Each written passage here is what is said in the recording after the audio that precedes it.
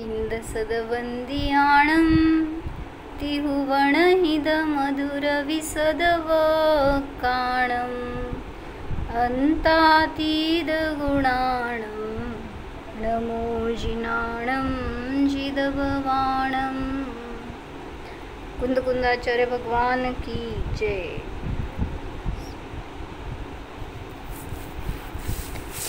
पंचास्तिका संग्रहामध्ये 96 नंबरची गाथा बघत होतो। ते वर्णिजींचं प्रवचन म्हणून थोडंसं वाचत होतो। काय गाथा होती, अर्थ समजण्यासारखं आहे, वाचते ऐका। धम्मा धम्मा गासां अपुधभूदा समान परिमाणां पुदगुवलद्धि विशेषा करेंती एगत्तमण्णत्तम। समजलं? धर्माधर्म आकाशकाल अपृथकभूत आहेत, समान परिमाणवाले आहेत, पृथक उपलब्ध होतात ते त्यांच्या विशेषच्या अपेक्षेने, म्हणजे त्यांच्यामध्ये जे असणारे गुण आहेत, गुणधर्म आहेत, त्यांच्या अपेक्षेने ते भिन्न भिन्न आहेत, त्यामुळं पृथक उपलब्ध होतात। अशा प्रकारे त्यांच्यामध्ये कथंचित एकत्व आहे, कथंचित अन्यत्व आहे। तर हे बघत होतो काल आपण कशासाठी शिकलं हे, तर जीवावर त्याचा फायदा समजून घ्यायचा आहे। तसंच जीवसुद्धा सांगितलं अन्य द्रव्यांच्या सहवासात येतो, एका क्षेत्रामध्ये येतो, पण तरीसुद्धा अन्य द्रव्यरूप होत नाही। जीव त्याचं अस्तित्व स्वतंत्र आहे, पुद्गलाचं म्हणजे या शरीराचं अस्तित्व स्वतंत्र आहे, आणि जे काही त्या जीवाच्या एका क्षेत्रामध्ये येणारे अन्य द्रव्य आहे त्या सर्वांचं अस्तित्व पृथक पृथक आहे। समजून काय फायदा होणार आपल्याला मग? परद्रव्याशी त्याचं कर्ता बनायला जाणार नाही, त्याच्यामध्ये एकत्व ममत्व होणार नाही। मग मला विशाल बहिणी विचारलं आज, म्हणले तुम्ही सांगितला बहुआरंभ बहुपरिग्रह नरकायाच्या आयुचं कारण आहे, मग म्हणले पुण्याने येते त्याला आम्ही काय करायचं? म्हणलं दान करून टाकायचं। म्हणले दान करून करून संपत नसते। मग म्हणले त्याच्यात ममत्व असेल तर म्हणा तुम्ही, नरकाचं आयुचं कारण आहे ते काय हो? शंकेचं उत्तर द्या।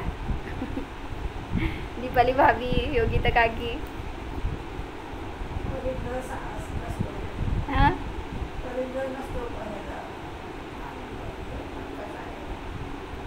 बहुआरंभ बहुपरिग्रह हे नरकाचं कारण आहे म्हटलं। हा ना, बरोबर आहे की, त्यांना तेच म्हणायचं होतं। मग त्यात ममत्व नसेल तर कशाला तुम्ही म्हणताय मग आयुचं कारण? मग आम्ही ममत्व नाही म्हणून सांभाळतोय, आता जवळ आहे तर मग आता पुण्याने येत आहे त्याला आम्ही काय करायचं, असं त्यांचा प्रश्न आहे। उत्तर द्या।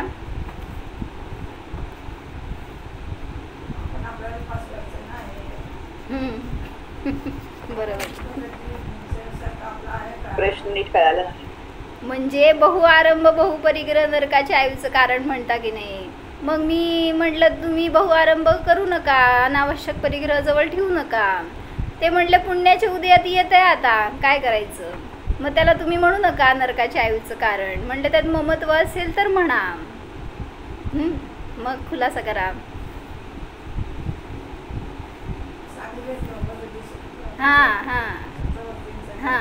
बरंच करू शकतो ना दीदी, अटॅचमेंट कमी असं ते म्हणणं नुसतं वेगळं बरं का, आम्हाला काय अटॅचमेंट नाही आहे, पण आता हाय जवळ काय करायचं असं म्हणणारं सुद्धा अजून त्यात आहे, त्या मोहात आहे, हे समजून घ्या, हे सांगायचं होतं मला।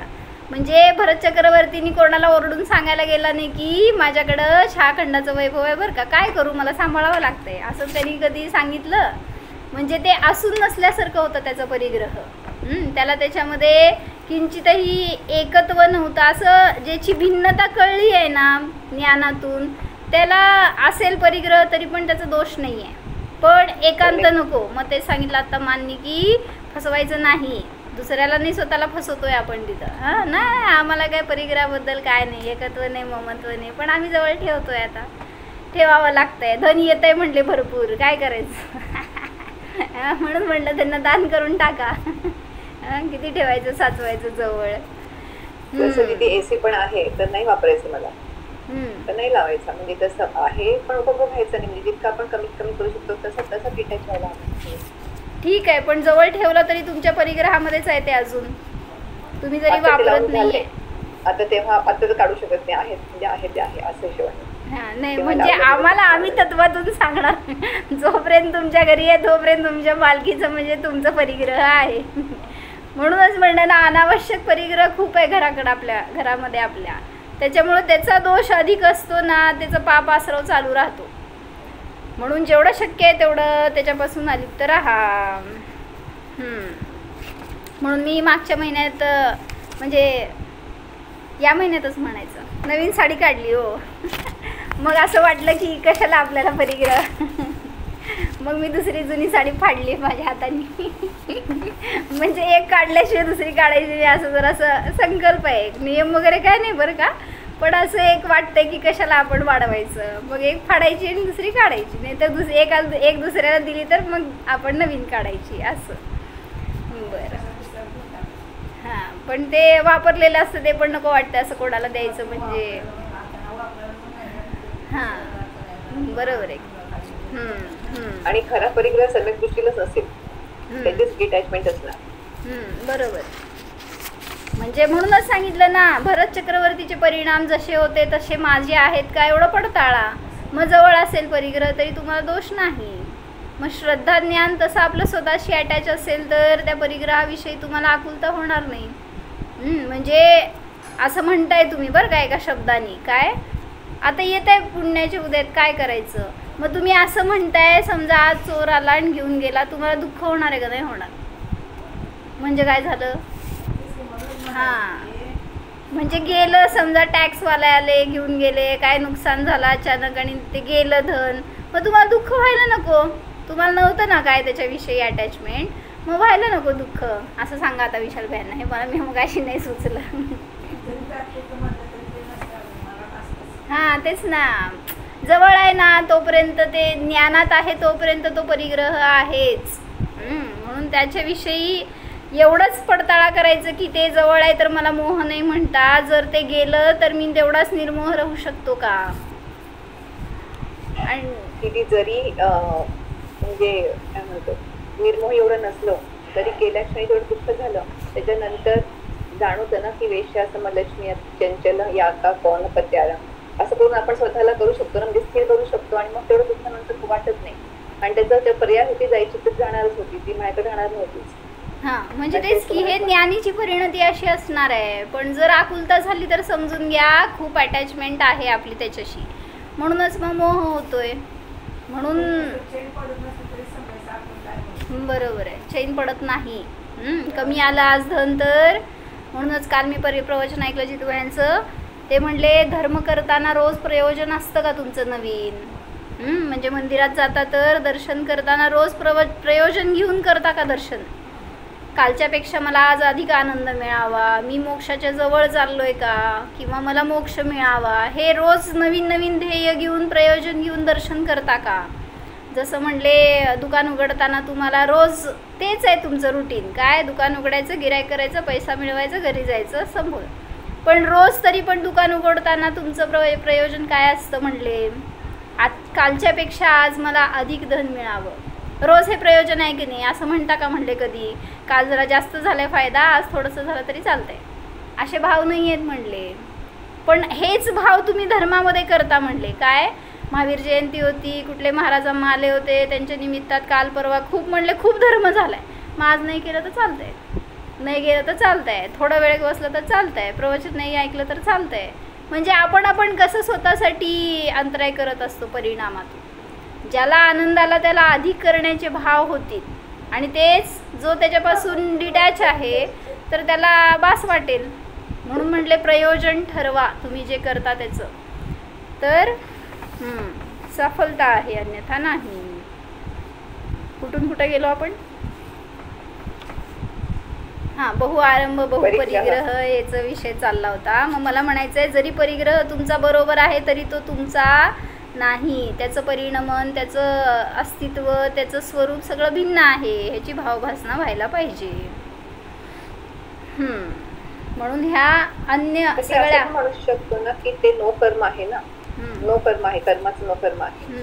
तर त्याचे पण निर्जरा होणार, म्हणजे ते पण जाणारच आहे अशेषपणे, जसं आपण निर्जरा होतो ते प्रत्येक समयात. कुठं जाणार आहे, संयोगात काय जाणार आहे म्हणतो की मी नो कर्म, पण एक म्हणजे तू म्हणतो ना आपण कर्म कसं फिरतात ते याला, तसं ते पण नो कर्म पण जाणार आहेत असे. नो कर्म म्हणजे हे शरीर वगैरे झालं, शरीर तुम्हाला म्हणायचंय नो कर्माचं नो कर्म म्हणजे हे धन वगैरे असं म्हणायचंय का? हा, म्हणजे तुम्ही माझ्या साईडनी नाहीये म्हणा की. धनाला सांभाळायला लागलाय, धनाकडेच आहे काय?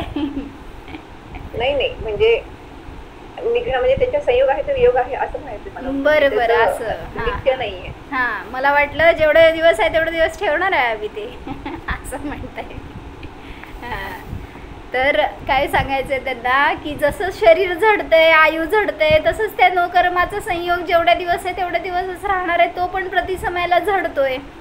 समजा काल तसं विचार येत नाही आपल्याला, काल एक नवीन वस्तू आणली होती, समजा त्याचा संयोग आजपर्यंतच होता तुमच्या बरोबर समजा, तर तुम्हाला काय वाटतंय कालच नवीन आणली होती आणि मग आज संपला संयोग, तर किती दुःख.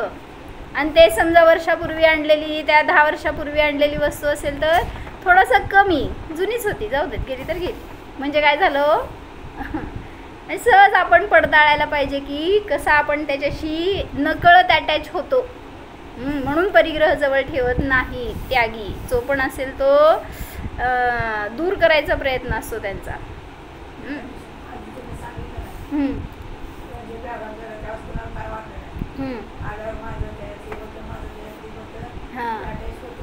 बरोबर आहे.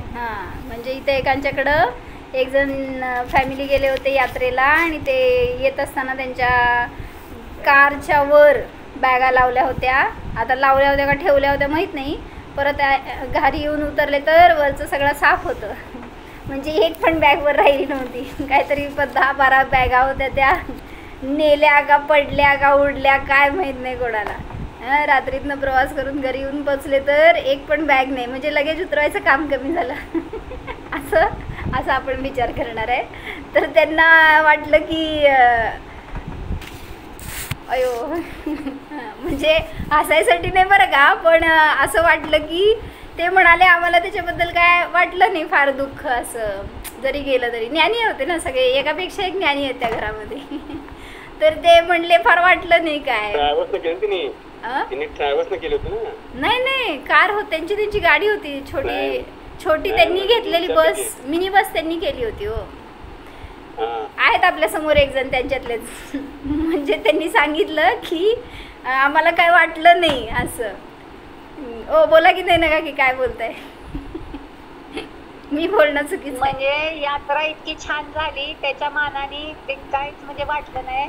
दुसरी गोष्ट आपण कुणाचं तरी घेतलेलं आहे, आता आपुलता केलं तर अजून एकदा जाईल त्यापेक्षा. बरोबर आहे.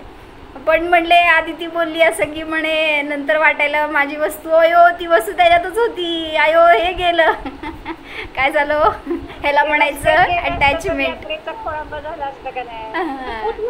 बरोबर. यात्रा पूर्ण विशुद्धीचं फळ. यात्रा तर पूर्ण झाली. म्हणजे मध्ये कुठं अडथळा आला नाही. मध्येच गेला असं तर कपडे नाही आणि तुम्ही राहणार कसं असं प्रश्न पडला असता. सगळ्यांना ह्याचं आनंद होता की कोणाचं मोबाईल गेलं नाही. मोबाईल सगळ्यांच्या हातात आणि जवळ होते, बाकीचं सगळं सामान गेलं. असं म्हणजे मला म्हणायचं आहे आपण कळत नकळत त्याच्याशी अटॅच्ड असतो. आपल्याला वाटते की नाही म्हणून असं. चांगली पाण्याची बाटली होती मग त्याचं दुःख गेलं म्हणून. त्यातनं किती सहज गोष्टींमध्ये असतो अडकलेला आपण. चला तर म्हणून सांगायचं आहे जवळ आहे परिग्रह म्हणून तो आपल्या रूप होत नाही. कुठलंही परद्रव्य आहे ते फक्त संयोगात आहे. जरी एक क्षेत्रावगाह रूप आहे तरी सुद्धा त्याचा आणि माझा काहीही संबंध नाही. निश्चयाने मी भिन्न आहे ते भिन्न आहे हे अचेतन द्रव्य आपल्याला सांगतायत. आम्ही सगळे एकत्र राहतो पण आम्हाला न कोणाशी रागद्वेष आहे, न एकमेकांची बाधा आहे, न आम्ही एकमेक रूप होतो, न एकमेकांचं कार्य करतो. सगळ्या बाबतीमध्ये ते अचेतन द्रव्य आपल्याला शिकवत आहेत. मग तुम्ही जीव शहाणे असताना असं करणं योग्य नाही. वाचू का? यहाँ अन्य कुछ भी शरण नहीं है, सब असार है. घर के 4-6 जीवों में रमने का तो भाव रहे और पड़ोसियों के या गांव के किसी भी मनुष्य में कुछ चित्त भी नहीं जाता, उन पर कुछ दया की बुद्धी ही नहीं जाती, तो इसको कम विपदा न मानो. काल वाचलो होतो ना आपण हे. अन्यांविषयी जरासुद्धा विचार न येणं ही सुद्धा एक विपत्ती आहे. जसं की साधर्मीलाबद्दल ज्ञानीला वात्सल्य असतं, दयाभाव असतो, करुणाभाव असतो. मग हे आहे ना, पराविषयी थोडंसं अटॅचमेंट श्रद्धेतून नाही, पण वात्सल्य रूपाने, एक धर्मभावना रूपाने तो इतरांशी अटॅच असतो. न असणं ह्याला म्हणतात विपत्ती. अरे जब तक ऐसी बात मन में न आए कि जीव जीव तो सब एक समान है, स्वरूप तो सबका एक सा है, न्यारे की दृष्टि से देखो तो जितने न्यारे गैर को देखते हो उतने ही न्यारे घर के लोगों को भी मानो. ऐसी झलक यदि कभी आती नहीं है तो समझो हम पर बड़ी विपदा है. यह अज्ञान का घोर अंधकार है. काय समजलं? जसे सगळे पर आहेत, मग सगळे परच आहेत ना आपल्याला. ऍक्च्युली हा विचार करतो दिली की ते पण पर आहेत, पण तरी सुद्धा ती अटॅचमेंट म्हणजे असतेच की आपलं असं होत असतं. संस्कार करायला पाहिजेत ना, म्हणून तर म्हणजे अनादीच्या संस्कारवश आपण होतोय, इतरांशी अटॅच होतोय, त्यांच्यामध्ये एकत्व ममत्व परिणामाने दुःखी होतो. हां, पण म्हणूनच ना, म्हणून आता अभ्यास हाच करायचा आहे. कळलंय तर आता त्या तत्वज्ञानाचा उपयोग कधी करायचा, म्हणून आणि केलेल्या संस्कारांनीच ते पुसणार आहे. त्याच्याशिवाय ते संस्कार घेऊन पडत पुढच्या भवात गेल्यावर आपल्याला सानिध्य नसल्यावर कोण सांगणार आहे. म्हणून म्हटलं आज मिळालंय ना, तर त्याचा उपयोग हाच करून घ्या. दिवसभरात जेव्हा केव्हा आपल्याला असे परिणाम होते, सरळ त्याचं पश्चाताप प्रतिक्रमण करा. आपल्याला हे भाव झाले, चुकलं कोणाच्या विषयी, म्हणून एक वाक्य त्यांनी काल काय सांगितलं, तेव्हाच पश्चाताप होतो, तेव्हाच प्रतिक्रमण किंवा आलोचना होते, जेव्हा ज्याच त्या पर्यायामध्ये सोडून दिला आपण. एखाद्याविषयी क्रोध झाला, कशाय झाले, ज्या पर्यायात झाले त्या पर्यायात सोडून द्या, तर खरं प्रक्षालन झालं. नाहीतर मग घेऊन बसलोय 6 महिने, तर वर्षभर, वर्षोनवर्ष कसं सुटणार आहे. म्हणून सांगतायत असं करणं योग्य नाही. सहज आपण आपल्या विचारात धरून बघा, काय पडताळून बघा, आपण काय केलं आहे आजपर्यंत आणि काय करतोय, कोणाकोणाला ठेवलंय. कंपार्टमेंट्स असतील आपल्या ज्ञानात, चांगली लोक वेगळी, वाईट लोक वेगळी, कोणाचं शत्रुता मित्रता सगळं वेगळं भरून साचवून ठेवलं असेल ना, सगळ्याला धुवून टाका. निर्मळ परिणामांनी साधना करा तर कल्याण आहे. काय म्हणला? काल ज्ञानामध्ये आलं होतं. बोला. मनाची शुद्धी केली तर सगळं जग जिंकलं. मनाची शुद्धी काय? माझा कोणीही विरोधी नाही. बरोबर. सगळे जीव भगवान आहेत असं. छान. म्हणजे सगळ्याला जीव पाहण्याची दृष्टी, सगळं आता काय शब्द परिचित झाले तो काय नाही, फक्त त्याला आपण प्रॅक्टिकली उतरवायला पाहिजे. त्याशिवाय कळणार नाही. म्हणून आपल्या जवळची जी माणसं आहेत ना, ज्यांच्याशी जास्त आपल्याला भावना जोडलेल्या आहेत ना, अशांना थोडंसं वेगळं करण्याचा प्रयत्न करून बघा विचारातून.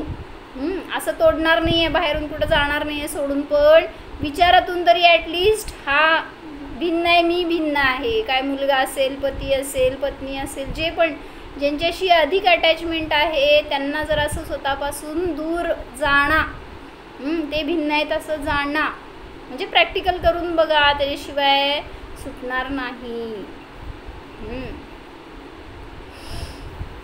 अंतर्ज्ञान में अनाकुलता. भैया जिस उपाय से सम्यक्त्व जगे, सम्यक ज्ञान की स्थिरता रहे, वह बस यही मात्र एक उपाय सर्वोत्कृष्ट पुरुषार्थ है और कुछ नहीं. सम्यक ज्ञानासाठी पुरुषार्थ करा, तोच उत्कृष्ट आहे, अन्य काही नाही. आज जैसे कुछ डर लग रहा है, अचानक न जाने क्या हो जाए. जो भी वैभव है वह आपके हाथ न रहे. स्थितियाँ तो भयंकर है. जो म्हणजे आजकाल काय चाललं माहिती का, कशावरनं असं हे आठवलं मला की सायबर क्राईम जास्त चाललाय माहिती आहे. रोज एक काहीतरी नवीन न्यूज असती, काय ऑनलाईन पैसे सगळे गाडप करून टाकतात.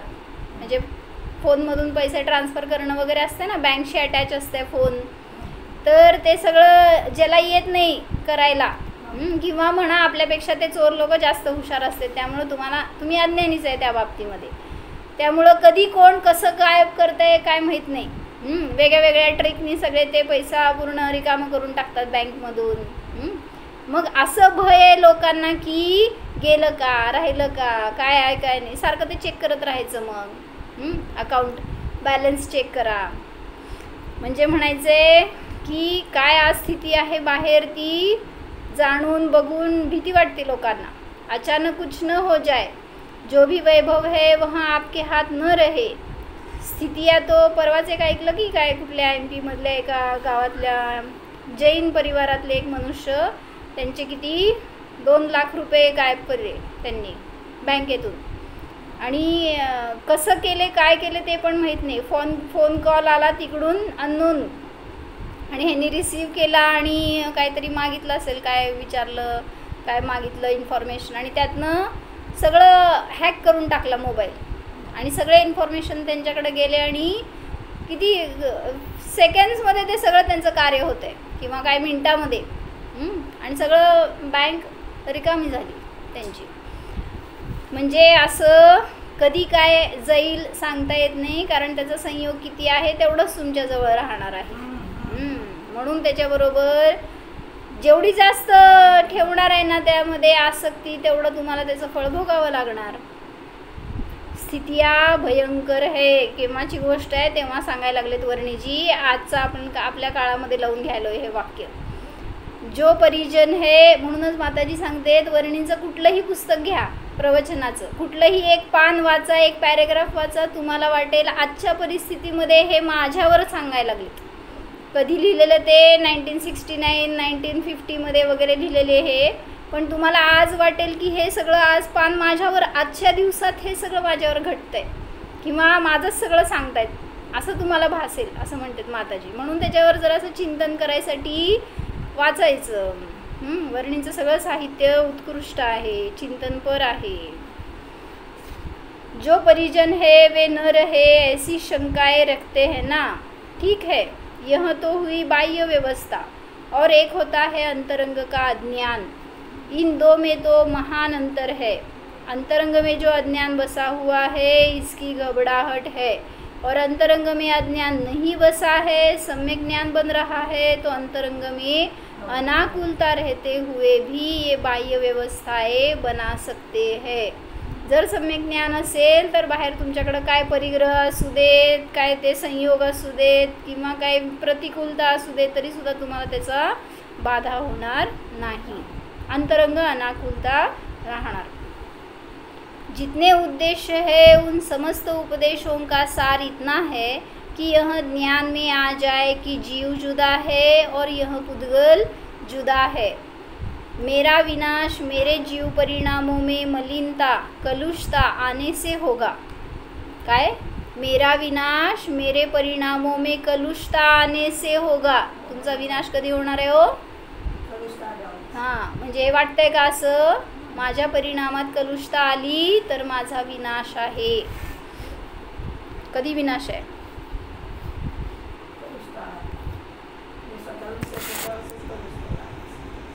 वाटत नाही ना तसं. फळ मिळत नाही म्हणून तेवढं कळून येत नाही. करतोय बाकी करतायत ना, मम्मी केलं तर काय होतं अशा हिशोबाने जात होते. म्हणून तुम्हाला असं त्या कर्माने लगेच फळ द्यायला पाहिजे तर समजणार आहे. काय म्हणजे ते कर्म बिचारे दया करतात आपल्यावर म्हणायचं, ह्यांना चान्स देऊ, थोडं वेळ देऊ, म्हणून ते त्यांची आबादा पडलेली असते म्हणा.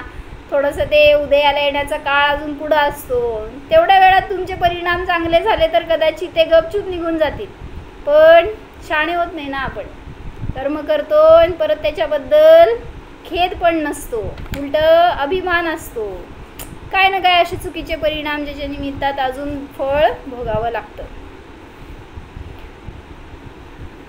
मेरा विनाश मेरे जीव परिणामों में कलुषता आने से होगा.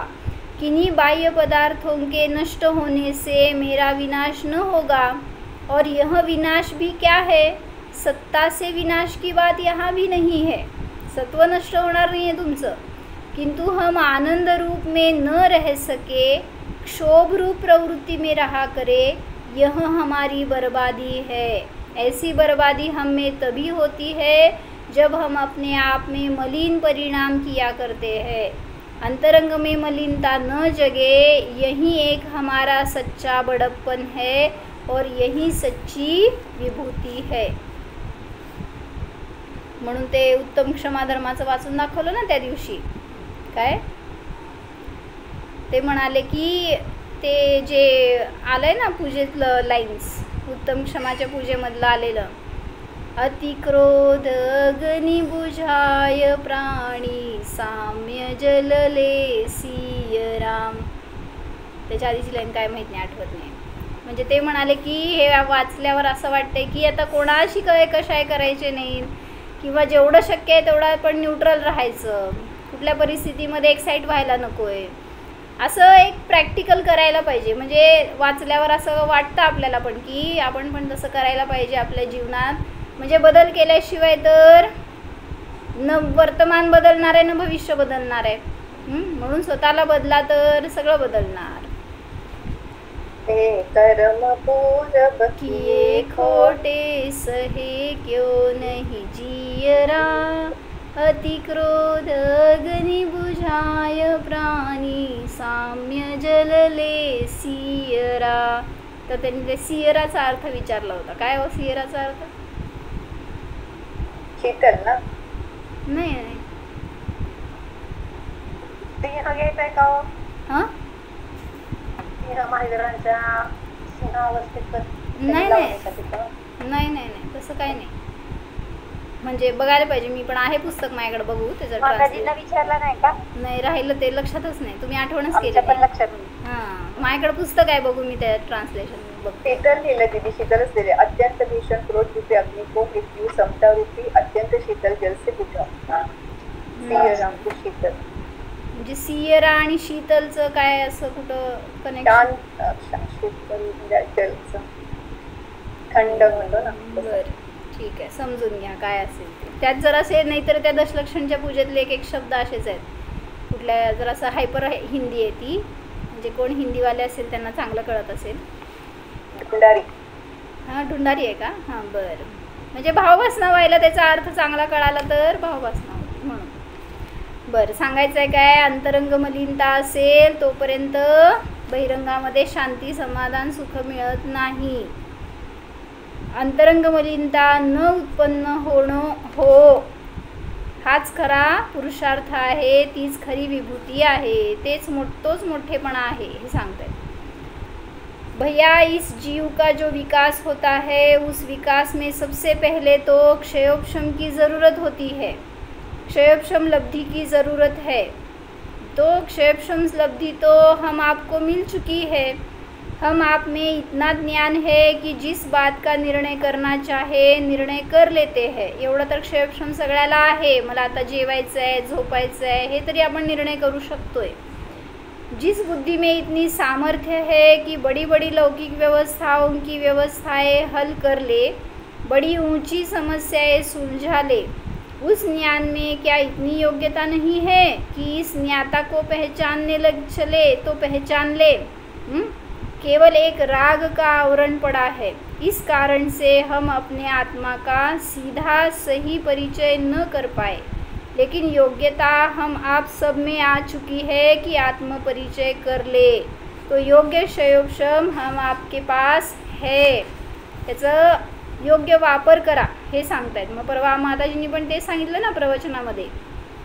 तुम्हाला हे जड पुद्गल सगळं जाणता येतं. या पुस्तकाला मी जाणतोय, या कम्प्युटरला जाणतोय, मोबाईलला जाणतोय, सगळ्याला ह्याला तुम्ही जाणू शकताय. मग मला काय विषय करू शकत नाही, त्याला काय बाधा आहे?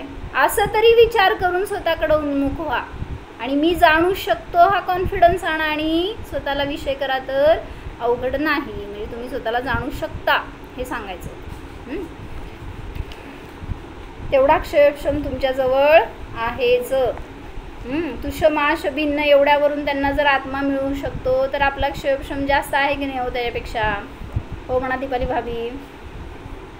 मग मिळाला का नाही आत्मा अजून? कोणाचा आत्मा? दुसऱ्याच्या आत्म्याच्या नादी लागू नका. आपला स्वतःचा आत्मा मिळवा. आपल्याकडं पर्याप्त क्षयोक्षम आहे. जेवढा जाण्यासाठी आवश्यक आहे ना तेवढा क्षयोक्षम आहेच.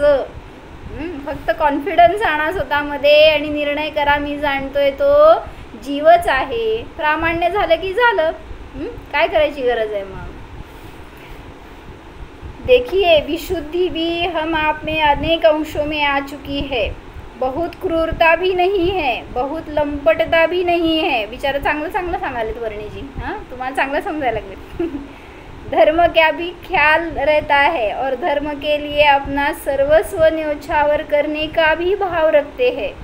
विशुद्धि भी बराबर मिली हुई है. उपदेश भी बहुत मिले हुए हैं. उपदेशों से भरे हुए ये अनेक ग्रंथराज मिले हैं जिनमें इनके समझने की शक्ति है. वे इन्हें पढ़कर उपदेश का ही तो लाभ लेते रहते हैं और इनको जानने वाले जो बताए वह भी उपदेश है. तो उपदेश पाने की भी सुविधा मिली है और उस उपदेश को ग्रहण करने की भी योग्यता मिली है. सगळं उत्तर सांगायला लागले. अब ज़रूरत तो मनन की है. हम अपने आप में तत्व विषयक मनन बनाए. मैं क्या हूँ, ये अन्य पदार्थ क्या है, इनसे मेरा क्या संबंध है, बाह्य पदार्थों का संगम मेरा कहाँ तक पूरा पड़ेगा, किसमें मेरा हित है, इस बात पर ध्यान दीजिए. बाकीचं सगळं समजून घेताय शिकताय पण कोणाला आज ही ओढ नाही आहे ना मी कोण आहे. म्हणून परवा सांगितलं ना किशोरी काकींनी काय तो आईन्स्टाईन होता त्यांनी सगळे इन्व्हेन्शन्स लावले हो अनेक. ते लाईट कसं बनवायचं, ते ग्रॅव्हिटेशन म्हणजे काय, अनेक प्रकारांनी शोध लावले त्यांनी. पण त्याला एक महत्त्वाचा शोध नाही लागला. काय म्हटला तो? मी कोण आहे ह्याचा शोध नाही लागला मला. म्हणून आता काय करायचं आहे मला? जर मी पुढच्या जन्मामध्ये मनुष्य झालो, भारतीय झालो, आपण जोडू पुढं जैन झालो तर मीचा शोध लावेन. आता त्यांनी मरताना सांगितलं बिचारा त्याच्याकडे वेळ नव्हतं. आपण जगतोय, आपलं अजून जीवन आहे तर आपण स्वतः मीचा शोध लावा आणि स्वतःला जाणा. यह सब वक्तव्य एक भेद विज्ञान के लिए है. तो अब यहाँ जो कुछ तत्व के विषय में ज्ञान बनाया वह ज्ञान वस्तु स्वरूप के माफिक है. लेकिन जिस क्षण में पर के विकल्प टूटकर अपने आप के स्वरूप में उपयोग समाएगा, श्रद्धान होगा, अनुभव होगा, तब यही सब ज्ञान सम्यक ज्ञान बन जाएगा. जे आत्तापर्यंत सांगितलं पूर्वपर्यायापर्यंत मिथ्या होतं त्याला सम्यक करायला किती कष्ट करावे लागले हो तुम्हाला. काय करायची गरज नाही आहे. सगळं परिग्रह जवळ आहे, मोह आहे, सगळे लोक आहेत जवळ, सगळं आहे, संयोग आहे, शरीर आहे, काय नाही आहे असं नाही आहे. फक्त श्रद्धान बदलायचं की हे माझं नाही.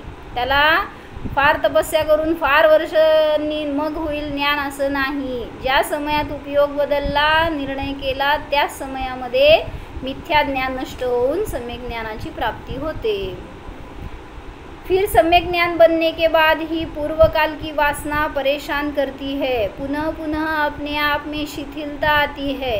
बाह्य में उपयोग चलता है तो उस बाह्य उपयोग की निवृत्ति के लिए बार बार भेद विज्ञान का प्रयोग करना चाहिए.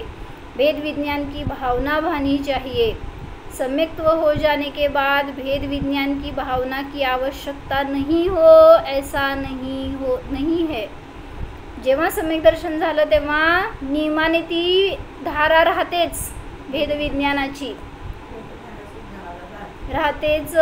भिन्न आहेत, सगळे भिन्न आहेत, कोण मला त्रास देऊ शकतंय हेच सांगितलं मग अशी विशाल भैयांनी विचारलं. उपादान निमित्त समजून काय फायदा आपल्याला, मग आपल्या जीवनात काय फायदा करायचं त्याचं. मग तेच सांगितलं मला कोण त्रास देणारं नाही आहे, माझं कोणी करता नाही आहे, भोगता नाही आहे, कोणी माझं रक्षण करणारा नाही आहे. किती स्वतंत्रता दिसणार आहे. मग कोणापासून आपल्याला भय राहणार नाही, कारण माझं जे होणार आहे ते माझ्याचमुळं होणार आहे. उपादान मी आहे. मग म्हणले निमित्त असते की म्हणले बाहेर, मग रक्षण करायचं नाही का म्हणले स्वतःचं. म्हटलं तुम्ही केलात तरीसुद्धा तुमच्या उपादानात जे आहे ते घडणार आहे. म्हणले कोण येऊन आपल्याला त्रास द्यायला लागल्यावर आपण असंच बसणार का म्हणले. मग निमित्त आलं की म्हणले जवळ काय करायचं? उपादान तुमचं म्हणून गपचूप बसायचं का? त्यांनी काय करत नाही म्हणून? मग तेच तुमचं उपादान होतं की ते येऊन तुम्हाला मारणार होता. म्हणजे स्वतःहून आपण त्याच्या हातामध्ये शेंडी दिल्यासारखं. म्हटलं व्यवहाराने सगळं करणार, पण निश्चय आणि मान्यता समीचीन ठेवा की उपादानामध्येच कार्य होतंय, उपादानामुळंच कार्य होतंय, बहिरंगात परद्रव्य काय करणार नाही. हां, काय म्हटलं विद्या काकी? सम्यक्त्व झाल्यानंतर पण सतत भेद ज्ञानाची धारा आहे ना. हां, राहायला पाहिजे हे सांगायलेत. सम्यक दर्शन झालं म्हणून शांत बसू नका. त्याला टिकवण्यासाठी जास्त पुरुषार्थ करावा लागतो, कारण कधी नष्ट होईल भ्रष्ट होईल सांगता येत नाही. विषय चोर बहु फिरत है, असं आहे ते दशलक्षण पूजेमध्ये अजून. फिर सम्यक ज्ञान बनने के बाद ही पूर्व काल की वासना परेशान करती है, पुनः पुनः अपने आप में शिथिलता आती है. मग ती भेद ज्ञानाची भावना सतत राहायला पाहिजे. सम्यक्त्व हो जाने के बाद भेद विज्ञान की भावना की आवश्यकता होती है. सम्यक्त्व होने पर भी जब तक यह ज्ञान में प्रतिष्ठित न हो जाए, अपने स्वरूप में न समा जाए, जब तक विकल्प रहे, तब तक भेद विज्ञान की भावना करनी चाहिए. म्हणा बघू कलश.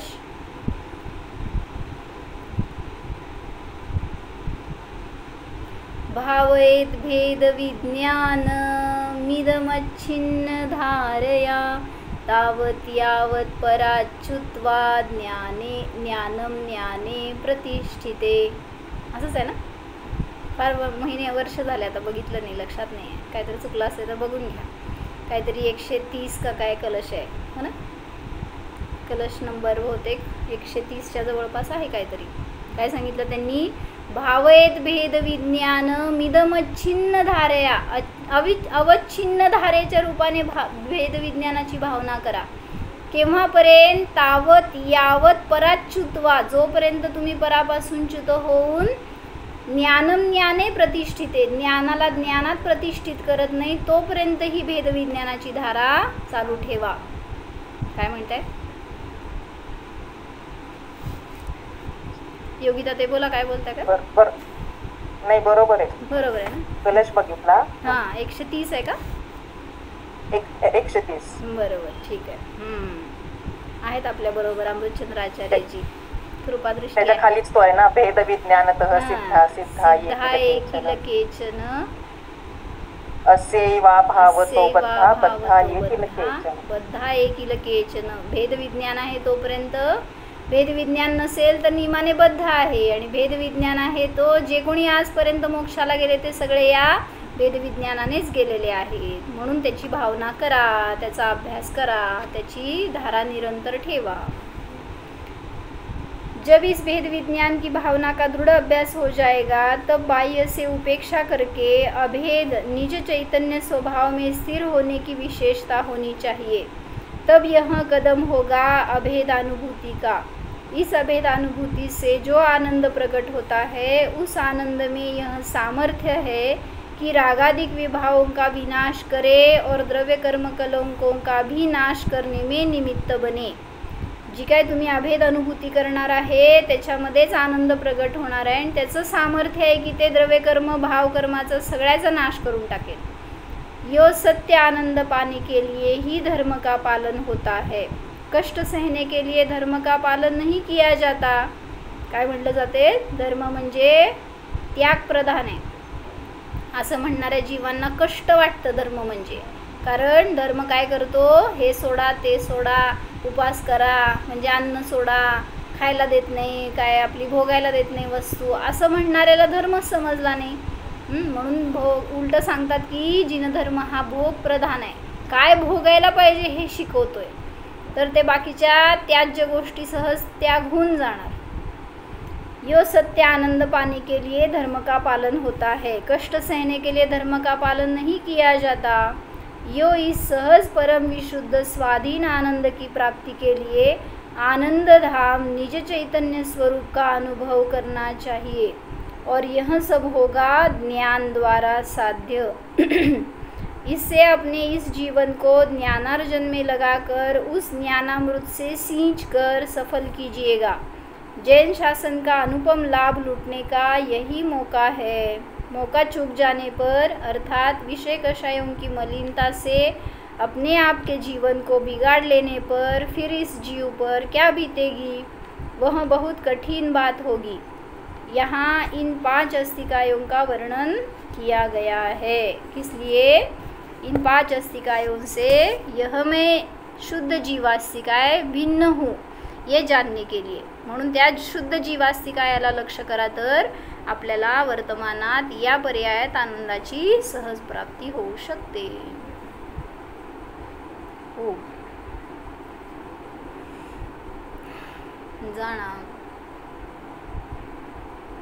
स्वतःच्या सिद्ध स्वरूप आत्म्याला जाणा, भेदविज्ञान करा, पहा परिग्रह माझा नाहीच, मी परिग्रहाचा नाहीच, निष्परिग्रह निसंग रूप जाणा,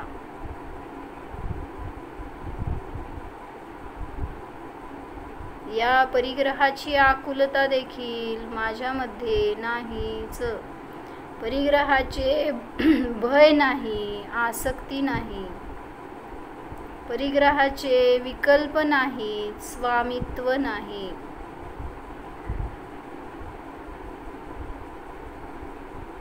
शरीरापासून देखील स्वतःला भिन्न जाणा, स्वस्वामित्व जाणा,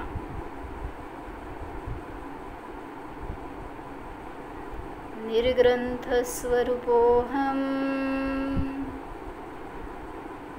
निर्देह स्वरूपोऽहम्, निर्मल निष्कर्म स्वरूपोऽहम्। ओम